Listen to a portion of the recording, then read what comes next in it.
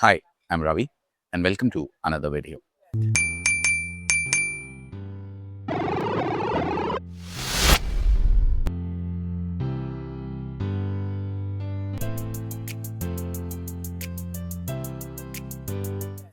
Today, I wanted to talk to you about the most important financial lesson that I learned in my mid-20s, 2008 to be exact.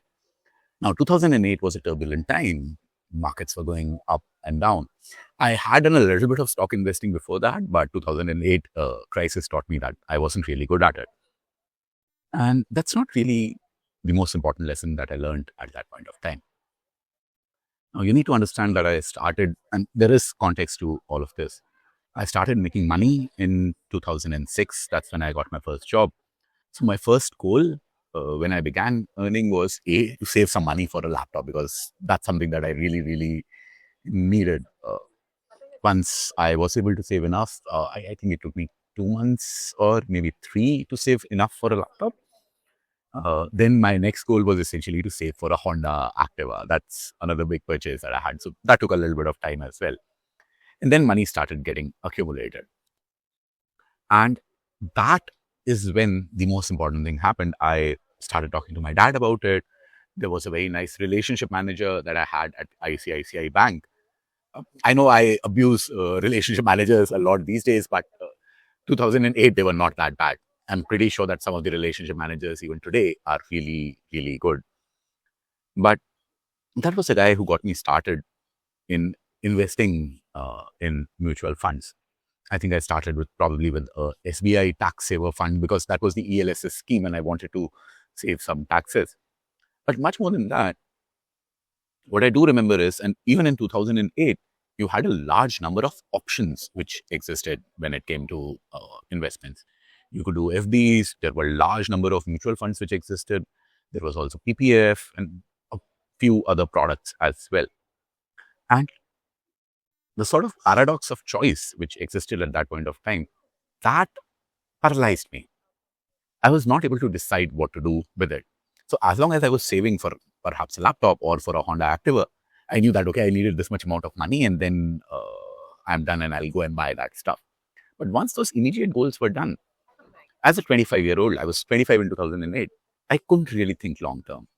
And that meant I wasn't really able to decide what to do with the money.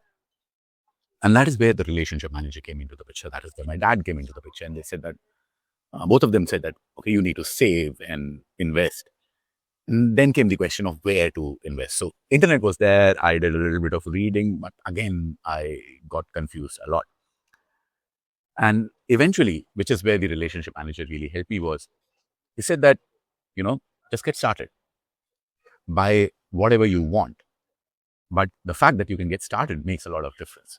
Whether that fund was a great fund or not, whether I was paying a very high fee to the fund manager or to the middleman in between, whether equity was right for me at that point of time or not. Should I be taking more risk? Should I be taking less risk? All of these questions I understand and perhaps I'm able to answer them for myself now. At that point of time, I wasn't able to answer all of these questions. And the inability to answer these questions made me unable to decide. And I can fully understand that some of 25-year-old who's watching this video might be in a very, very similar position. And he isn't able to decide what to do with the money that he has. So what can he do? Well, I will suggest the same thing that my relationship manager told me to. Just get started. Pick up any random instrument for savings. See, all instruments have their pluses and their minuses. The worst thing that you can do for your investments for your long-term future is you do nothing. And that's probably why, what you should be doing, what you should be prioritizing is just get started. And if you do not know which instrument to take, I believe one of the most safest things that you can essentially do is invest in some sort of an index fund. Maybe perhaps a Nifty 50 index fund is what you can start with. That will be a good idea for the really, really long term. In case you're not very comfortable with the volatility that the equity market offers, because it will go up, it will go down, it's not going to remain very stable, then perhaps you can start with some sort of a hybrid fund. hybrid fund invests in both equity as well as debt. You can also look at some multi-asset funds which are there. And as I talk, I realize I'm going to confuse you further. So don't get confused. Don't get bogged down with all of these details. What is important is you get started. And I hope you do. Maybe the returns on what you pick are not going to be great. Maybe you will end up losing some money. The habit of saving and the habit of investments that you build up, that is going to help you 15 years down the line or 17 years down the line when you are 42. Well, it did help me. I am sitting on a random cafe in Ireland and having sandwiches.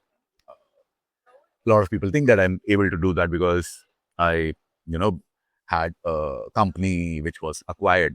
That did play a role. I'm not going to deny that. But the biggest thing which helped me hasn't really been that I made some great investment. This hasn't really been that my company got acquired, but the fact that I built a saving habit, I invested regularly, and the returns do come out in the long term. Thank you.